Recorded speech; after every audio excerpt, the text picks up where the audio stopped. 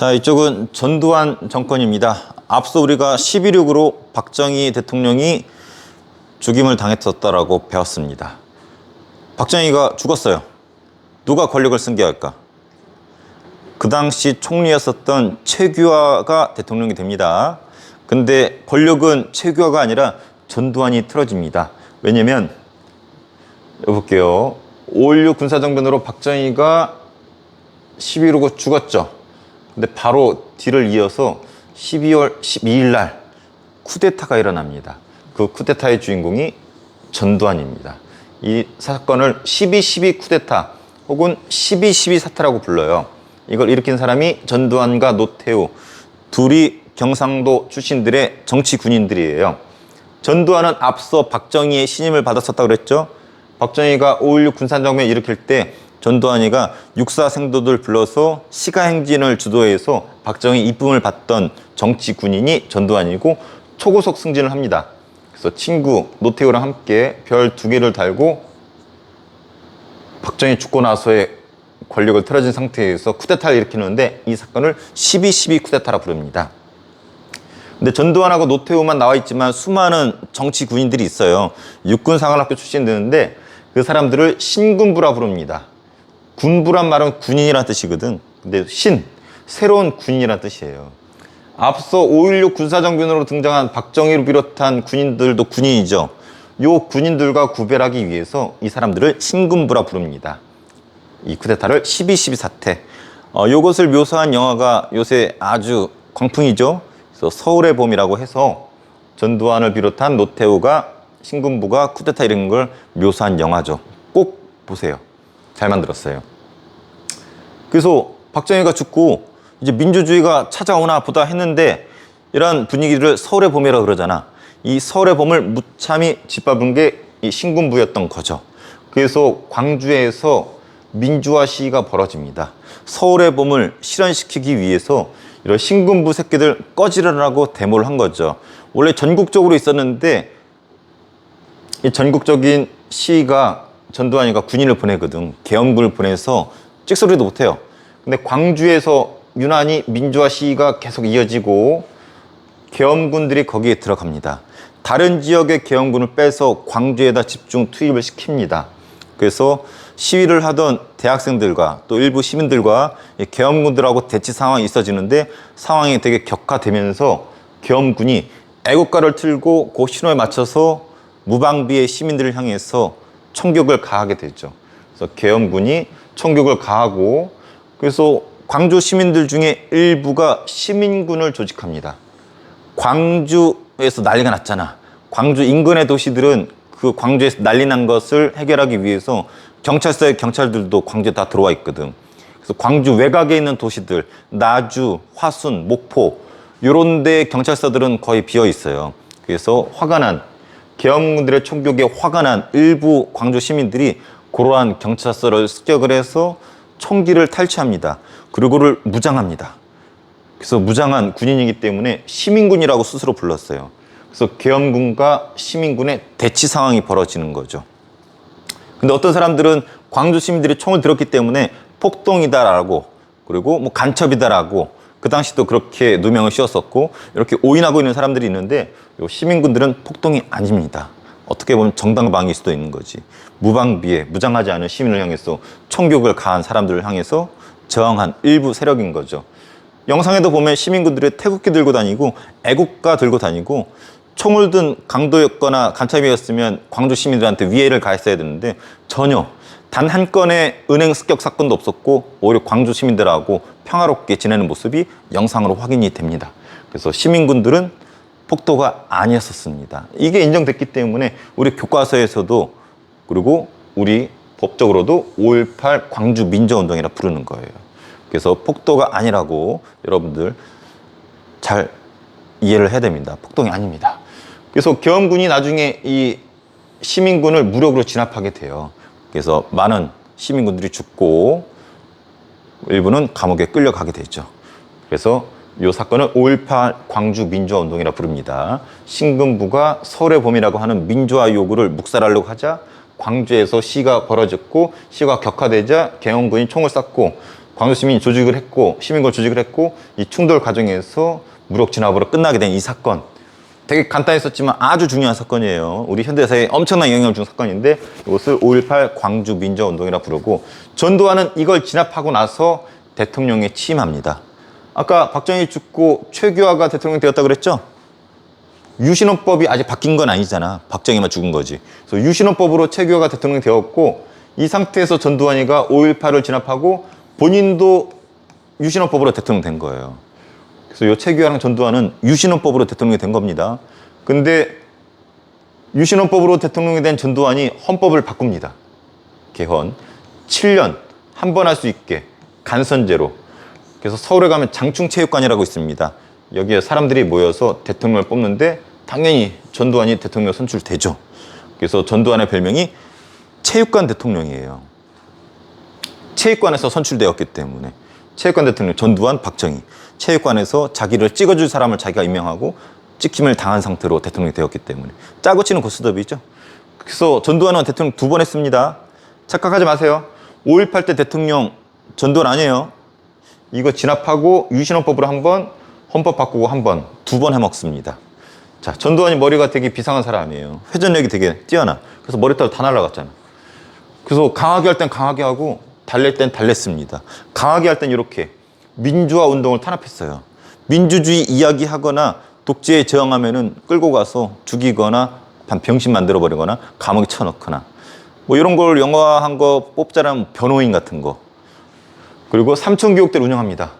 사회에 쓰레기 같은 존재들 있죠? 없잖아, 있잖아. 전두환이가 내세웠던 표방했던 구호가 뭐냐면 정의로운 사회 만들고자 했었다고 해요. 정의사회. 그래서 정의로운 사회를 만들기 위해 시내에 돌아다니는 쓰레기들을 삼천교육대에 보내서 정신교육시키겠다 해서 운영을 합니다. 근데 일정 부분은 그 의도에 맞게 쓰레기들도 가서 정신개조를 시키려고 노력을 했어. 근데 일부는 정치적으로 이용도 돼요. 본인한테 저항했던 신군부에 저항했던 세력들 끌고 가서 반병신 만들거나 아니면 민주주의 요구하는 인사들 끌고 가서 반병신 만들거나 죽이거나 여성들도 끌려가서 죽었었고 근데 이게 운영이 되면서 잘못 운영이 돼 지역에 할당을 합니다. 여기 보령 지역에 보령시장 여기 100명 채워 인원을 할당을 해요. 실제 쓰레기 같은 애들 50명을 채웠어. 그럼 나머지 50명은 어떻게 해? 채워서 보내야 되거든. 그래서 어떻게 하냐면은 길거리 가다가 술 먹고 신나 기분 좋으니까 노래 부를 수도 있잖아. 노래 부르는 사람들. 그리고 부부싸움하다 시끄러워서 끌려가. 그 학교에도 할당이야. 학교 와가지고 교장선생님 압박 줘가지고 좀 주먹 좀 쓰고 좀 껄렁거리는 애들 끌려갔어. 여기 고등학생들도 끌려갔어. 그래서 이런 것을 영화로 만든 것들도 있고 제5공화국이라고 하는 옛날에 TV 방송했던 거 있어요. 거기 잘 묘사가 되어 있습니다. 그래서 삼천교육대. 그리고 독재자들은 항상 언론을 장악하고 싶어 했습니다. 자기 자랑할 것은 자랑하고 안 좋은 것은 빼돌리고 싶어서 좋은 면만 보이고 싶어서. 그래서 나온 게 어떤 표현이에요? 땡전 뉴스 들어봤나요? 옛날에 9시 뉴스가 메인 뉴스거든.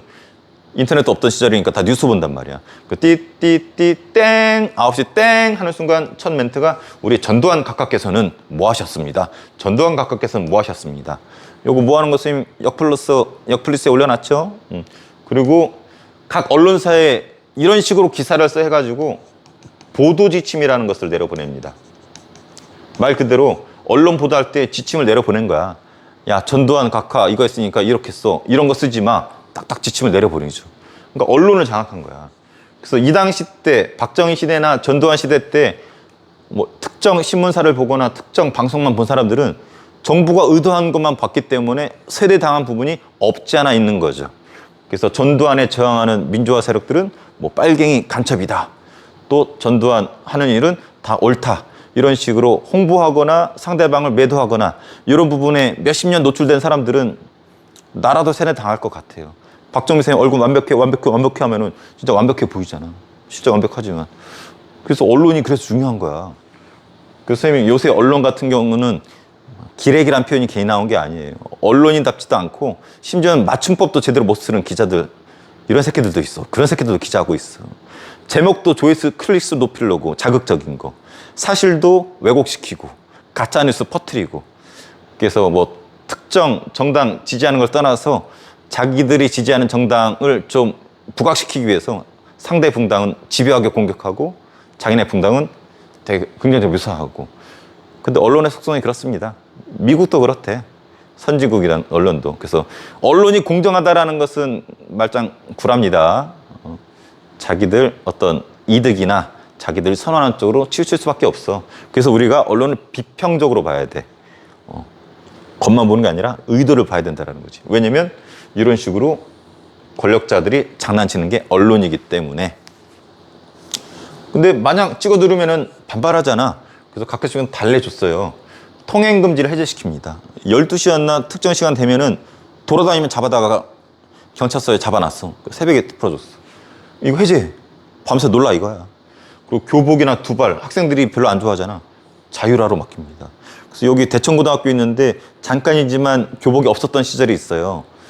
쌤 아는 교장선생님이 그 시절이어가지고 본인은 교복 입어보는 게 소원이었대. 교복이 없었대. 그리고 해외여행 자율화 선택에 맡기는 거예요. 3S 정책, S자 3개 들어가는 거. 섹스, 제대로 들은 거 맞습니다. 섹스, 스크린, 스포츠. 섹스를 활성화시킨 게 아니라 섹스랑 관련된 어떤 유흥문화, 성문화를 활성화시키고, 스크린, 영화 산업 같은 거, 스포츠, 프로스포츠, 프로야구 같은 걸 만듭니다. 사람들이 다 자극을 받거나 빠지기 좋은 것들이죠. 본인이 부당한 방법으로 피를 흘리고 대통령이 되었기 때문에 사람들이 이런 정치에 관심 갖는 거 되게 싫어했어요. 그래서 이런 거 말초신경을 자극시키는 이런 부분을 활성화시켜서 사람들의 관심을 딴 쪽으로 돌리고 싶어 했던 거죠.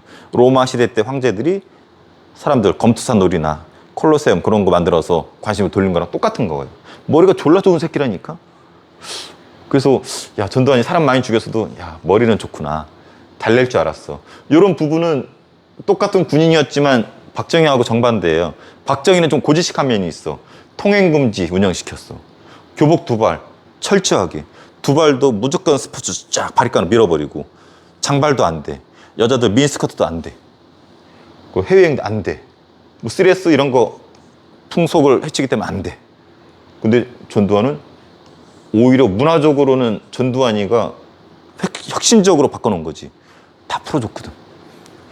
그래서 전두환 이런 부분은 되게 뭐랄까 호불호가 갈릴 수도 있을 것 같아.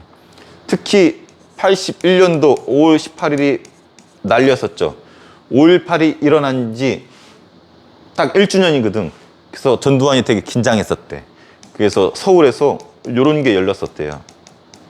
뭐 여담이지만 국풍 81 해가지고 대학교 동아리들 운영한 국가 차원에서의 축제를 열어. 축제 열어서 여기에 관심을 딴 데로 돌리기 위해서 이런 일이 있었다고 하죠. 그리고 아까 프로야구 만들었었다고 그랬죠? 프로야구 만들었는데 지역 연고로 하거든. 근데 광주를 연고로 하는 게 해태 타이거즈인데 역효과 났잖아. 해태 팀이 졸라 잘해. 왜 잘하냐면 광주에서는 5.18 아픔이 있으니까 자기네 아픔을 해태 팀이 투영을 한 거야. 또 제일 가난한 팀이거든. 그러니까 가난하니까 헝거리 정신에다가 5.18 아픔이 있으니까 해태 선수들한테 자기네 아픔을 투사해가지고 해태 선수들도 그걸 알고 되게 열심히 한 거지. 해태의 제일 유명한 선수가 선동열인데, 선동열 그 당시 선수들 얘기 들어보면 광주에 있었거든. 5.18 때 헬기 지나가서 총 쏘는 게 자기들 봤대. 그걸 몸소 겪은 해태 선수들이니까 고향 사람들의 염원이 있기 때문에 더 열심히 하죠.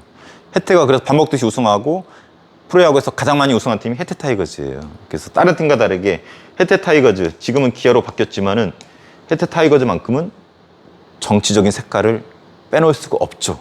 해태가 우승하는 날 그 광주 무등야구 경기장이 있었거든요.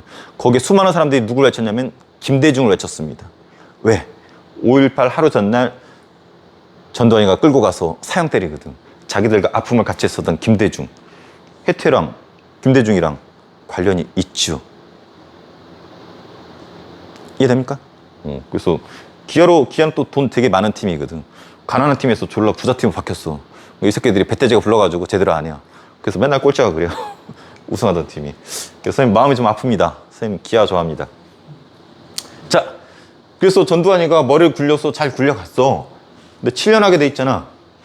그러니까 언제 끝나? 80에서 여기 가려줬지만 88년이면 임기가 끝나. 근데 87년 영화 제목이기도 하죠. 임기 끝나면은 현재 헌법은 간선제잖아. 체육관에서 뽑잖아. 근데 전두환이가 자기 친구였던 노태우를 차기 대통령 후보로 뽑습니다. 그럼 시간만 지나면은 이 체육관에서 노태우 뽑는 건 시간 문제야. 100% 정해진 거야. 한마디로 자기랑 쿠데타 같이 일으켰던 친구 노태우를 대통령 만들어주기 위해서 이미 계획을 다 짜놓은 거야. 또 자기 친구가 해야지 자기 안전할 거 아니야. 그래서 노태우로 만드는 게 시간 문제였었어. 근데 대학생들과 일부 시민들은 저게 싫었던 거지. 그래서 요 직선제, 아니 간선제가 유지되는 한 노태우가 당선이 100% 되니까 사람들이 직선제로 바꿀 걸 요구합니다. 국민들이 직접 뽑자.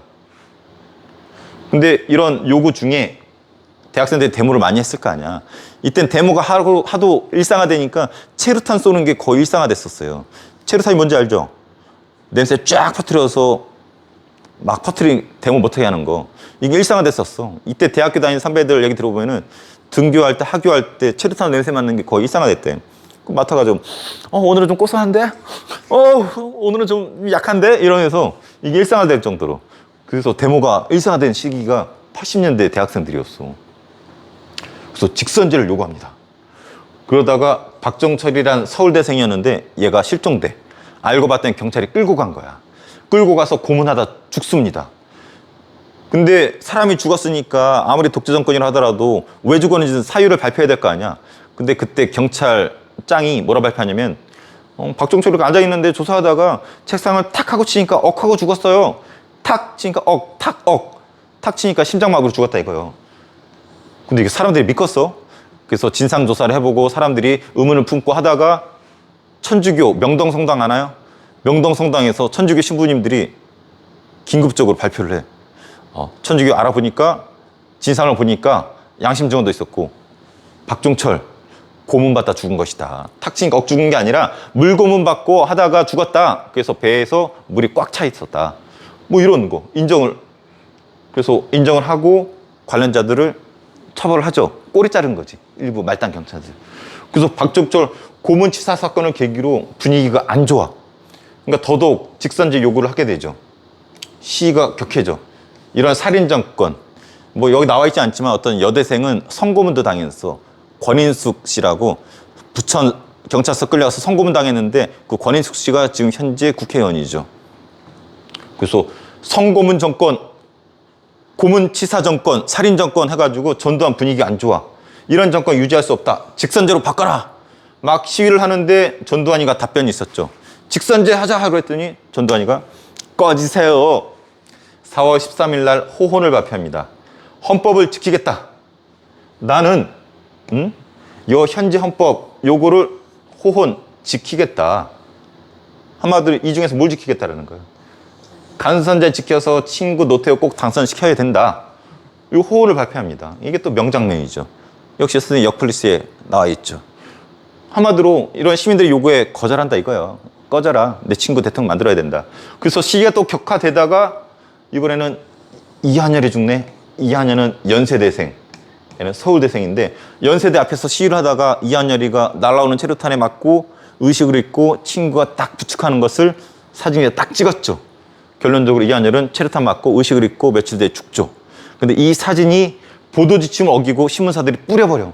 이걸 본 사람들이 뒤집어집니다. 전국적으로 데모가 일어나고 난리가 났어. 그 서울에서 난리가 납니다. 그래서 서울에서 수많은 사람들이 이렇게 경복궁 있고 여기 막 빌딩 숲이잖아. 여기서 사람들이 난리가 나. 버스 타고 다니면서 사람들이 버스 기사들도 빠방 빠방 소리 지르고 똑같은 목소리로 독재 타도 호혼 철폐, 독재 타도 호혼 철폐 외치면서 구호가 똑같아. 독재 타도 호혼 철폐. 빌딩에 있던 수많은 넥타이를 맨 회사원들도 빌딩에서 일하다 말고 박수 쳐주고 손수건 흔들고 버스 타고 지나가던 아줌마들도 창밖으로 손수건 흔들고 그리고 택시기사들 빠방 빠방 버스에서 빠방 빠방 뭐 절 같은 데서도 똑똑똑똑똑똑 교회에서도 땡땡땡 종치고 난리가 납니다.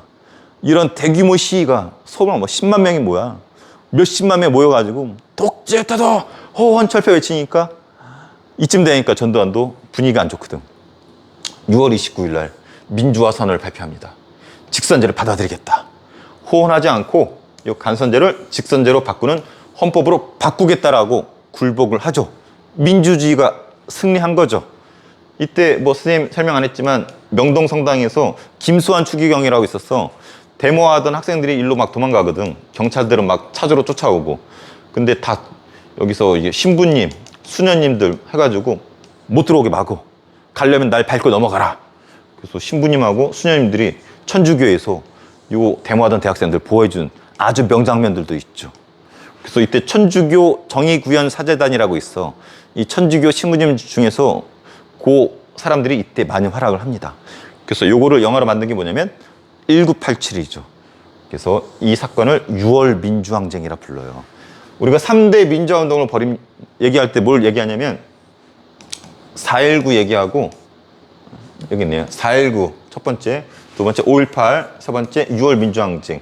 요 세 가지를 3대 민주화운동이라 불러요. 공통점이 누군가 피를 흘려. 김주열 체류탄 맞고 죽었죠. 여기 수많은 광주 시민들 죽었죠. 여기 박종철, 이한열 죽었죠. 그래서 민주주의는 피를 먹고 산다라는 표현이 있을 정도로 수많은 사람들이 피를 흘려가면서 민주주의를 얻기 위해서 싸운 거죠. 그래서 우리 손으로 대통령을 뽑을 수 있는 헌법을 얻어냈습니다. 이 헌법이 지금까지 이어지고 있는 거야. 쌤 편집하다 잘렸는데 이게 9번째 바꾼 헌법이거든. 핵심은 요거예요. 대통령제이고 직선제야. 임기는 5년 몇 번 할 수 있어요? 한 번. 단임제라고 불러요. 그래서 민영이 너가 알고 있는 대통령들은 다 5년만 했을 거야. 너 몇 년생이냐? 2000년. 2000년이면은 요 뒤잖아. 그러니까 이게 87년도에 바뀌거든. 그러니까 이때 바뀐 헌법이 요거라니까. 그래서 너 태어나기 전부터 대통령들은 국민이 뽑았어. 그 5년 한 번만 할 수 있는 거야. 아주 중요한 헌법이겠지. 왜? 몇십 년 만에 대통령을 국민이 직접 뽑는 거야. 유시민 아나요? 유시민? 유시민 개인적으로 관심 있어서 그 사람 이렇게 유튜브 영상 많이 보면은 그 사람이 이런 얘기를 하더라고. 지금 젊은 사람들은 이 투표권, 대통령을 우리 손으로 뽑는다는 게 얼마나 중요한지 피부로 못 느낄 것이라고. 실제로 그 사람들은 요 시대 사람들이거든. 자기들 그냥 목숨 내놓고 이거 하나 얻으려고. 자기네들은 이거 얻는 게 되게 중요한 거야. 항상 대통령은 정해져 있었거든. 그러다가 이거 얻으려고 이렇게 치열하게 싸웠는데 그 후세 사람들은 너무나 당연시 여긴다라는 거지. 그래서 본인들은 이 투표하러 갈 때 너무 기쁘대. 내가 쟁취하고 내가 내 손으로 내가 이 대표를 뽑을 수 있으니까. 근데 젊은 사람들 일부는 이런 거 잘 모르기 때문에 그냥 선거날 놀러 가고 누가 대통령 돼도 관심 없고. 그러니까 지금 현재 헌법 요거 얼마나 힘들게 쟁취했는지 이해돼요? 아주 많은 사람들의 피가 있었던 거야. 결론은 누구 당선 안 시키려고? 노태우 당선 안 시키려고 이거 한 거거든. 근데 보니까 다음 대통령이 노태우네? 왜냐면 웃기는 일이 벌어져요. 헌법을 바꿨죠, 아까. 5년. 직선제로 바꿨잖아. 이제 국민이 뽑아야 돼. 근데 누가 나오냐면 노태우하고 김영삼이 나와. 그럼 이렇게 둘이 싸우면 100% 누가 이길까? 김영삼이 이기는 분위기야, 민주화 세력들이. 근데 감옥에 있던 5.18 하루 전날 5월 17일 날 전두환이가 끌고 가는 사람이 하나 있어요. DJ 김대중. 김대중을 전두환이가 감옥에 끌고 갔어. 간첩이라고. 내란 음모했다고. 폭동 일으킨다고. 그러놓고 사형 때렸어. 그래서 죽을 날을 기다리고 있던 김대중이 풀려나. 그 김대중이 또 대통령 욕심이 있거든. 그래서 DJ도 대통령 선거에 나옵니다. 그 문제가 생겨. 이 둘의 공통점 뭐야? 같은 민주화 세력이잖아. 여긴 신군부 세력이고. 그러니까 이렇게 단일화해서 1대1로 싸우면 무조건 이기는데 표가 분산이 되는 거야. 더군다나 이 경상남도에서는 김영삼 표가 많죠. 전라도에서는 DJ 표가 많죠. 서로 양보하고 싶어도 자기 지역민들의 염원이 있기 때문에 쉽게 양보를 못해. 김영삼 여기 경상도 가면은 김영삼 신이라니까 김영삼 영삼 김영삼 난리가 나. DJ도 전라도 가잖아. 거의 신이야. 김대중 DJ 하고 난리가 나. 그러니까 이 둘이 뭐 서로 양보하러 난리치다가 서로 양보 안 해요. 그래서 어부지리로 노태우가 당선이 됐어요. 심지어 군인표는 다 노태우 표야. 선생님 아버지 이때 현역 군인이었거든. 공개 투표했대야. 노태우 표 아니면은 빠꾸 넣었대야. 그래서 군인도 그 몇십만 표가 다 노태우 표였어. 선생님 아버지 말에 의하면 불화일 수도 있어요. 장담 못해 내가. 우리 아버지 말에 의해서는 그렇더라고. 그래서 노태우가 당선됐어. 얼마나 허탈할까. 이거 하나 얻으려고 치열하게 싸웠는데 결과는 노태우요. 이런 게 어부지라고 할 수 있죠. 이때부터 김대중하고 김영삼하고 사이가 틀어져. 서로 평생 라이벌이었는데 이때 완전 또 틀어집니다. 같은 민주화 세력이었는데. 근데 노태우 잘한 부분도 있어. 군인 세력이 있지만 북방 외교합니다. 북쪽에 소련, 중국, 빨간색 국가들하고 손잡았어. 사회주의 국가하고 수교합니다. 헝가리, 소련, 중국. 특히 두 나라는 6.25 때 우리나라 적의 국가였었잖아. 이 나라가 손잡아요. 소련과 손잡고 중국과 손잡고. 근데 웃기는 거는 중국은 두 개가 있잖아.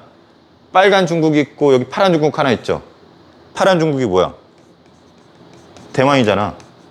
원래 파란색 국가, 미국 파란색. 이렇게 대만이 파란색 국가라서 원래 우리랑 손잡고 있었거든. 근데 중국이 경제가 급성장하면서 우리나라 중국과 손잡는 게 유리하단 말이야. 그래서 중국과 손잡으면서 대만 뒤통수 때려버립니다. 그래서 대만 멀리하고 중국 끌어안으니까 대만 애들이 우리나라 되게 싫어해. 우리가 뒤통수 쳤거든. 미안해 해야지. 근데 중국과 이득이 거래가 더 이득이었거든. 그래서 우리나라 가장 많이 무역하는 나라가 세 알기로는 중국이야 아직도. 중국의 의존도가 되게 커요. 중국 눈치를 볼 수밖에 없지. 그래서 이 북방외교, 신뢰외교라고 할 수 있죠. 그리고 비슷한 거야. 북방외교 일환으로 남북한이 동시에 유엔에 가입합니다. 이것도 북방외교에 포함돼도 상관없죠. 빨간색 북한과 같이 가입한 거니까.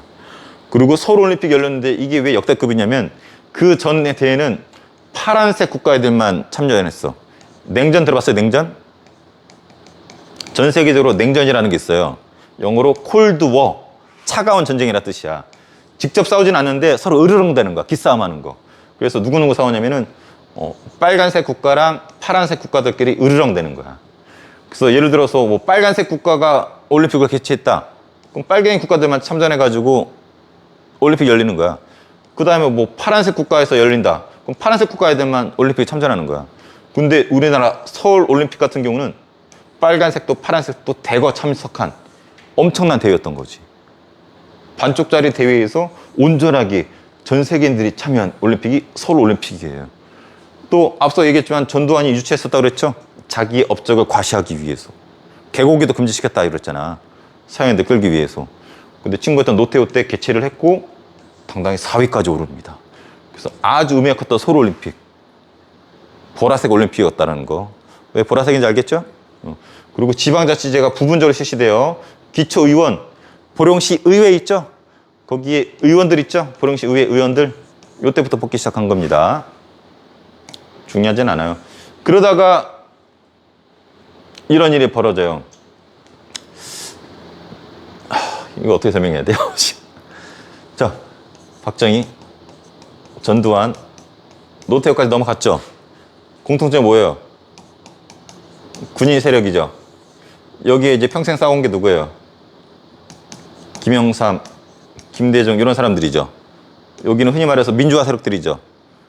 근데 김영삼이 노태우랑 손잡습니다.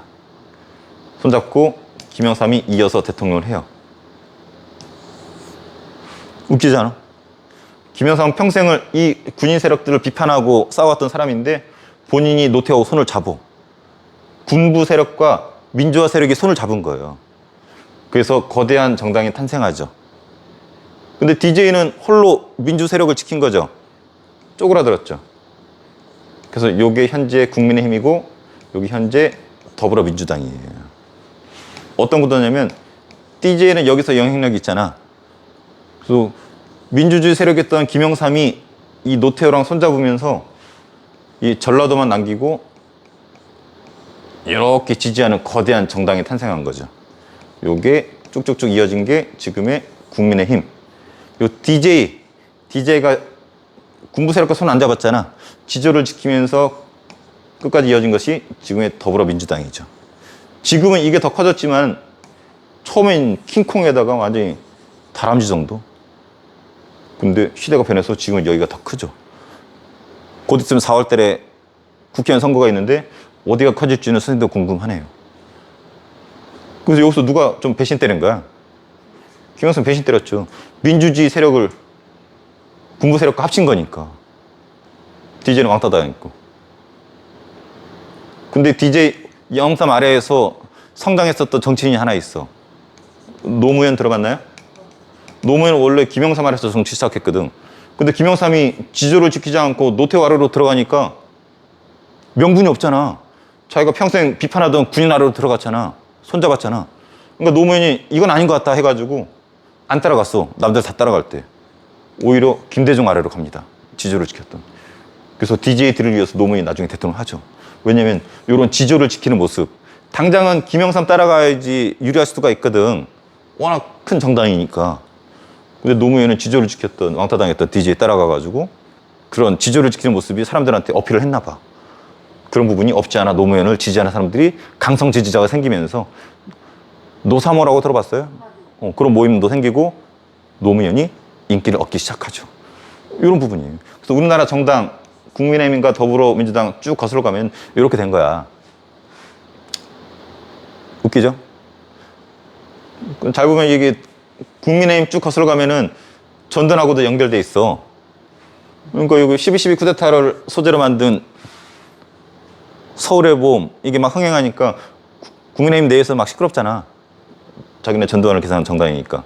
근데 또 웃기는 거는 이 전두환을 또 벌준 사람이 또 김영삼이야. 그러니까 또 이거 어떻게 보면 또 당당해야 될 부분도 있고. 그래서 이게 되게 정치적이라서 되게 웃겨. 그래서 김영삼이 뭐라 그러는지 알아요? 사람들 막 욕하잖아.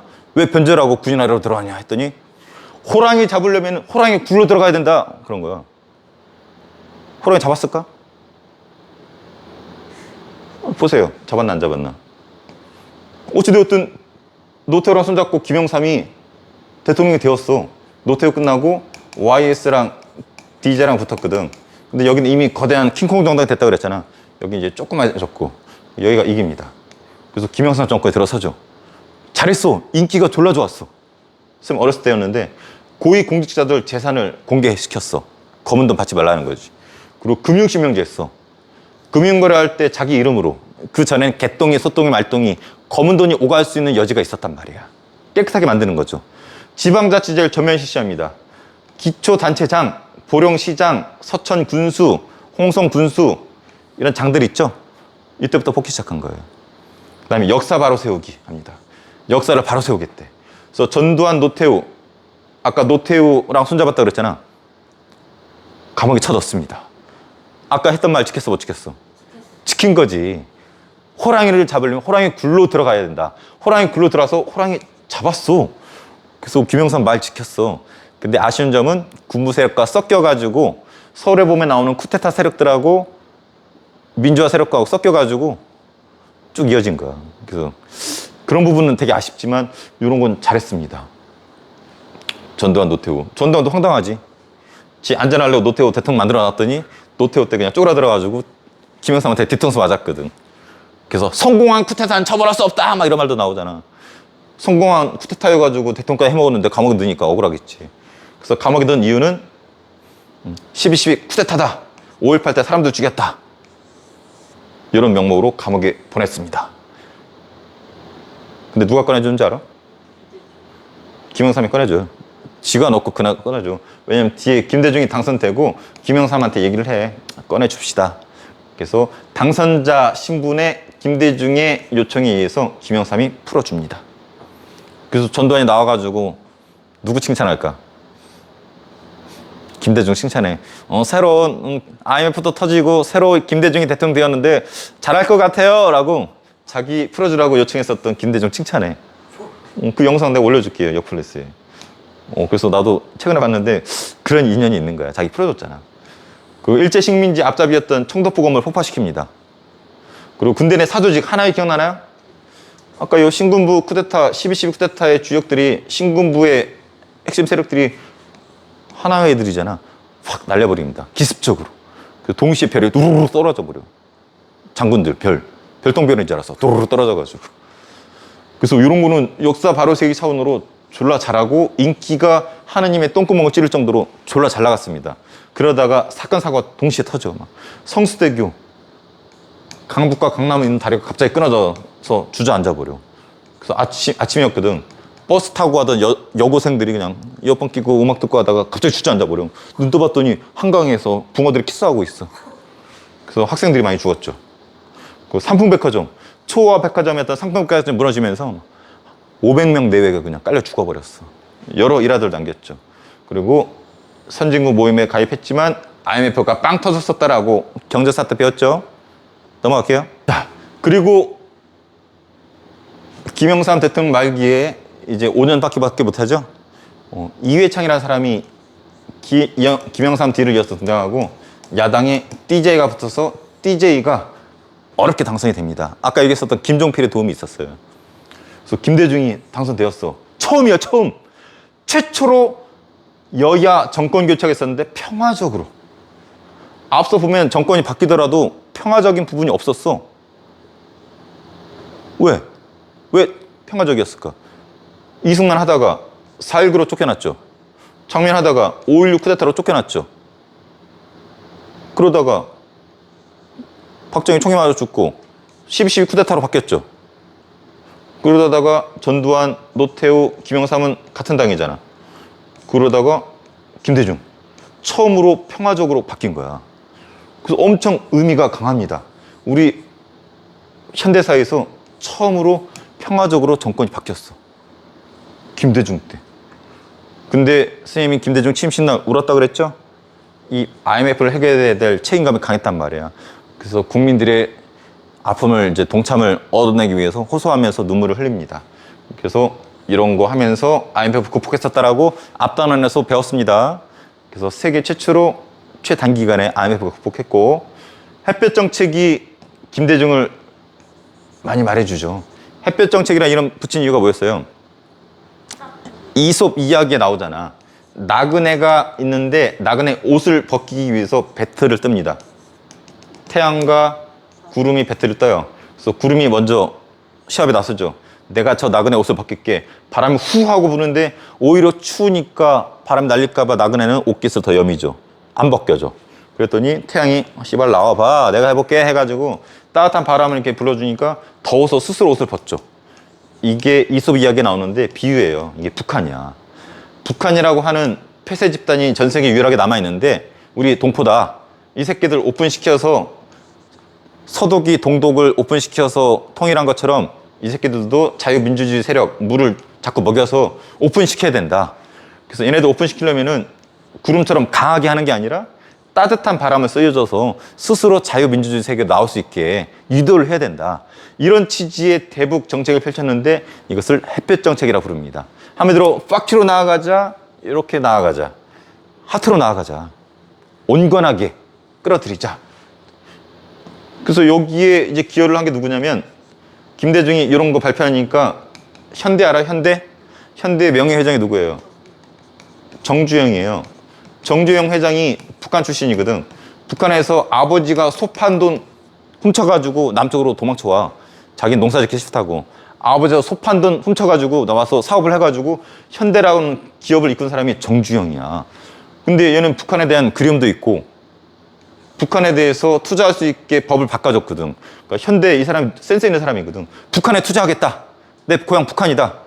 그래서 소 500마리를 끌고 북한으로 넘어갑니다. 그래서 이런 말을 남기죠. 소 한 마리가 소 500마리가 되어서 북한으로 돌아갑니다. 그래서 이 소를 북한에 줘버려. 남북 화해 분위기를 만들기 위해서. 그래서 1차 500마리, 2차 501마리.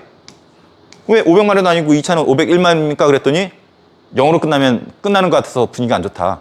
1로 해야지 또 이어서 남북관계가 지속되지 않겠느냐 해가지고 뭐 2차, 3차 해가지고 한 3,000마리인가? 북한에 소를 3,000마리인가 줬대야. 이게 정주영의 소태방문이야, 북한. 그러니까 북한의 이때 지도자는 김정일이거든. 김정일 기분 좋아, 안 좋아? 좋지. 그래서 정권도 바뀌고 북한하고 화해좋게 하겠다고 하지. 정주영이가 소 3,000마리 넘게 주지. 그래서 북한하고 협력해가지고 남북관계가 되게 좋았어. 그 햇볕 정책이 졸라 잘 됐지. 그래서 금강산 관광사업. 금강산이 어디냐면은 이렇게 있거든, 바로. 그래서 배 타고 이렇게 여행 가는 거 상품이 만들어졌어요.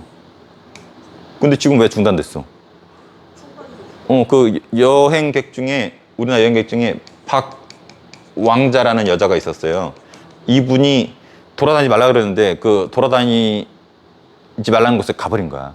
그러다가 북한 경비병이 총으로 쏴서 죽여버렸어. 그래서 여기도 여러 가지 수수께끼가 있는데 결론적으로 우리 관광객이 죽어버렸네. 북한도 제대로 사고 안 하네. 그래서 중단됐죠, 지금은. 근데 이때는 잘 됐죠. 이때 금강산을 갔었어야 돼, 선생님이. 그래서 선주교도 가보고. 선주교는 개성이구나. 자, 그리고 최초로 남북 정상회담이 열립니다.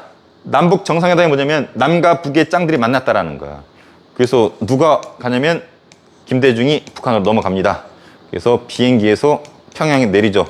계단이 이렇게 있고 DJ가 딱 나오니까 여기 김정일이 나와 있고 DJ가 딱 본 둘이 딱 눈이 마주치는 순간에 잉크 한번 해주고 딱 내려가죠. 여기 북한 사람들 막 박수치고.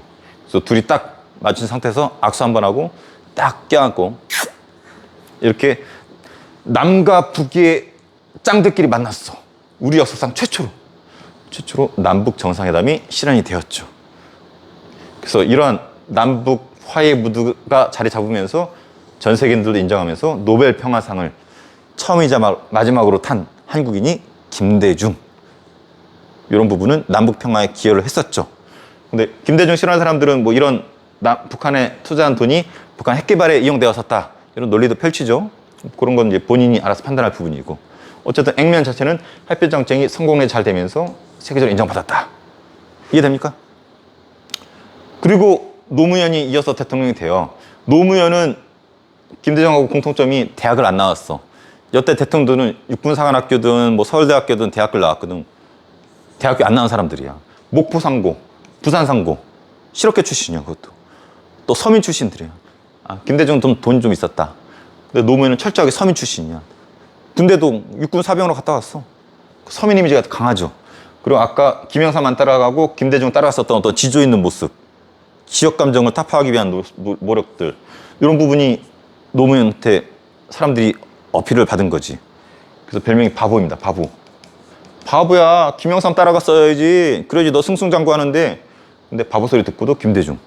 떨어질 거 뻔히 알면서 지역 감정 해소하겠다라고 떨어질 만한 곳에 가가지고 계속 떨어지고. 사람들이 바보라고 불렀죠. 하지만 이런 바보 이미지가 본인의 정치적 자산이 되고 대통령이 되었죠.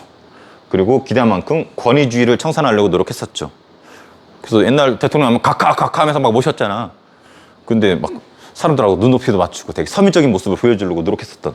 그리고 과거사, 제주도 4.3 사건이라든지 뭐 6.25 때 억울하게 죽은 사람들, 이런 과거에 억울하게 죽은 사람들만 있잖아. 이런 거를 재조사하려고 했던 사람이 노무현 정권이었었던 거죠. 그래서 이때 많은 부분이 밝혀졌던 거죠. 그리고 호주제, 남성 위주 호주제 폐지했고, 남북 정상회담, 햇볕 정책을 그대로 승계합니다. 리틀 김대중이 노무현이거든. 그래서 주인공은 똑같아. 김정일. 김대중이 비행기 타고 갔다라면은 노무현은 딱 선을 딱 거둔 상태에서 차 타고 쭉 올라가죠. 육지로. 그리고 금강산 사업도 계속 승계해가지고 여기서는 이제 육지로도 갈 수 있게. 그러다가 이명박 때 중단이 되죠. 이명박은 G20, 그 다음에 박근혜 최초 여성 대통령 임기 중에 파면되었죠. 그리고 문재인 때 뭐 이런 거 하려 했지만 코로나 유행으로 상당히 힘들었었죠. 그래서 요 정도의 대통령부터는 뭐 노무현부터 해가지고는 역사가들이 아직 평가가 제대로 안 끝났어요. 그래서 주로 김대중까지가 시험에 잘 나옵니다. 그래서 노무현부터는 평가가 시간이 더 흘러야 된다라는 거. 너가 자식 태어나면 그때쯤이면은 평가가 돼 있지 않을까. 이해됩니까? 여기 좀 볼게요. 사료. 우리는 왜 총을 들 수밖에 없었는가? 너무도 간단하다. 무자비한 만행을 더 이상 보고 있을 수만 없었다. 18일 오후부터 공수부대가 투입돼서 총 쐈다. 공수부대 18일 총을 들었다. 떠오르는 게 뭐예요? 5.18 민주화운동이죠. 이때 시민군들이 본인들이 직접 작성한 글이에요. 수능에 나왔던 자료예요. 그래서 요 문구 나오면 5.18 광주 민주화운동과 관련돼 있다. 6월 민주항쟁은 전두환 때였죠. 직선제 요구하는 거였었죠. 그래서 꽃다운 젊은이를 야만적인 고문으로 죽었다. 고문으로 누구 죽었었죠 아까? 박종철. 탁하고 친이 억하고 죽었다라고 구라쳤지만 물건 받다 죽은 거죠. 박종철 말하는 겁니다. 4.13 폭거를 철회하라. 4.13 호언 기억나나요? 간산정법 지키겠다는 전두환의 발표였었던 거죠. 딱 봐도 6월 민주항쟁이죠. 영화 1987의 소재. 그래서 대통령 직선제 개헌을 하겠다. 6.29 민주화 선언, 직선제로 바꾸겠다는 선언. 이해되죠? 오케이. 사진 자료는 좀 볼게요. 자, 12.12 쿠데타 이후에 대통령이 되었던 전두환. 5.18 민주화운동인데 이 곤봉도 특수제작했대. 원래 군인들이 나라 지키는 군사훈련을 해야 되는데 전두환이 이때 시위 진압하는 훈련을 시켰대. 그리고 이것도 특수제작해가지고 광주 시민들을 과격하게 진압하면서 서로 간에 갈등이 고조되죠.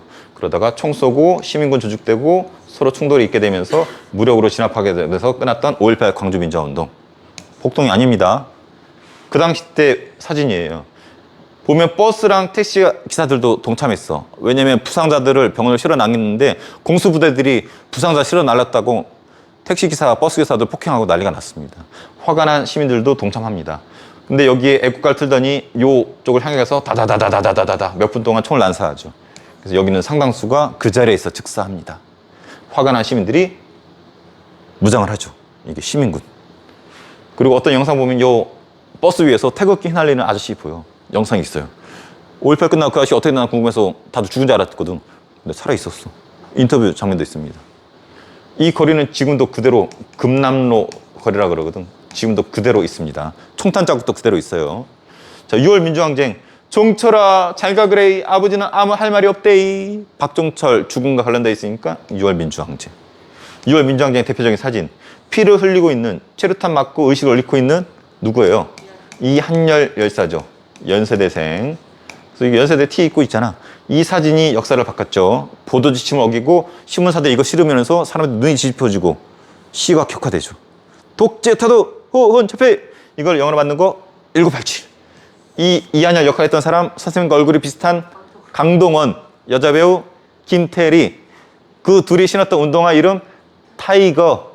타이거 운동화 실제로 신고 있었고 이한열 기념관에 전시돼 있다고 해요. 쌤 보지 못했지만. 그래서 그 당시에 운동화했던 타이거 운동화를 재현하기 위해서 특수 제작했다고 합니다. 6월 민주항쟁 때 모습이에요. 옷 벗고 독재 타도 어차피 외치고 있겠죠. 이게 서울의 모습이 아니라 지방의 모습인데 지방에서도 이렇게 과격하게 시위했었어. 이 투표권 하나 얻기 위해서 대통령 내 손으로 뽑겠다라는 엄청난 일이죠. 그래서 끝내 6월 민주항쟁에 굴복한 게 6.29 선언, 노태우가 직선제 개헌 선언, 그리고 서울올림픽 몇 등? 4위. 무슨 색깔의 올림픽이다? 빨갱이, 파랭이들이 다 모인 보라색. 그리고 요 봉화라고 했죠? 여기 전생인들이 경악하는 사건이 벌어지죠. 생방송으로 개막식을 하는데 쭉 올라가서 봉성대에다가 봉화를 딱 올렸더니 불이 확 타오르잖아. 졸라 멋있잖아. 근데 문제는 따뜻해가지고 비둘기들이 막 달려들었어.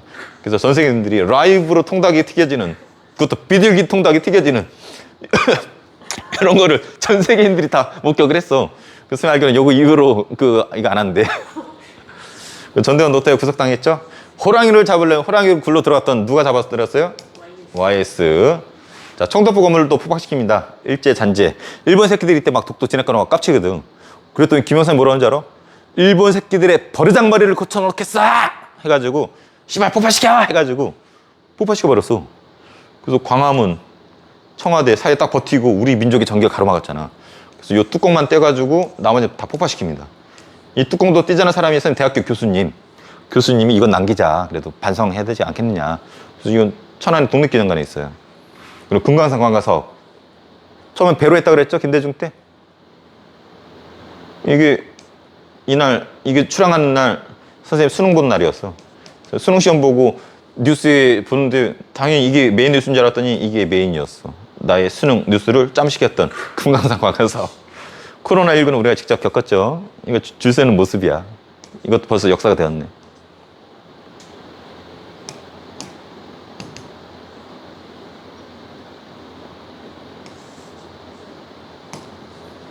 자, 최종 정리할게요. 자, 12.12 사태로 신군부가 권력을 잡았습니다. 영화 서울의 봄. 그리고 광주 시민들이 저항하니까 총을 쐈고 시민군을 조직해서 갈등이 격화되고 시민군이 무력으로 시민군을 진압하면서 끝났던 5.18 광주 민주화운동. 이거 진압하고 전두환이 대통령에 취임을 합니다. 이때는 유신헌법으로. 그리고 헌법을 바로 바꿉니다. 그리고 두 번째 대통령이 되어죠. 그래서 7년 동안 대통령 하는데 강하게도 하고 달래기도 했었죠. 강하게는 탄압, 삼성교육대, 보도지침, 땡전뉴스, 그리고 해제, 자유라, 3S, 섹스, 스크린, 스포츠, 놀거리들. 이런 부분은 박정희랑 정반대라 그랬었죠. 그리고 전두환이가 임기 말에 노태우를 대통령 만들어줄 것 같으니까, 특히 이 간선제가 유지되면은 노태우가 당선이 자동으로 되니까 사람들이 직선제를 요구했었죠. 그 와중에 박정철 구원받다 죽었고, 그래서 시가 격해지고 4.13 호언하겠다라고, 한마디로 간선제 지키겠다라고 전두환이가 선언하고, 그러다가 시 도중에 이한열이 죽고 끝내 시가 격해지니까 6.29 선언으로 직선제를 수행하면서 전두환이가 항복했죠. 이것이 6월 민주항쟁. 하지만 전두환이 항복했지만 전두환을 대통령 만들 자신감이 있었죠. 김대중을 풀어주면서 김영삼, 김대중이 표가 분열되면서 어부지리로 노태우가 당선이 되었었죠. 그리고 국방외교 잘한 부분도 있다고 그랬죠. 특히 우리랑 전쟁했었던 이런 빨갱이 국가를 하고 손잡았었다고 그랬죠. 그리고 남북한 유엔 동시 가입했고, 보라색 올림픽, 서울 올림픽 4등까지 했고. 그리고 김영삼은 노태우 뒤를 이어서 여당 출신으로 대통령이 되었죠. 그래서 약간 변절자 이미지도 있었다고 그랬죠. 그래서 이 군부 독재 세력과 민주화 세력이 섞이게 되는 계기를 마련해줬고, 하지만 호랑이를 잡으러 호랑이굴에 들어간다는 명언도 남겼죠. 실제로 역사 바로 차원으로 전두환 노태우 구속시켰죠. 일제잔재도 폭파시켰고 잘했어요. 금융실명제 했고 재산독재 했고 잘했어. 잘한 게 졸라 많어. 그래서 약간 평가 잘하된 부분도 있어요. 하지만 하나의 첫 길도 졸라 잘한 거죠.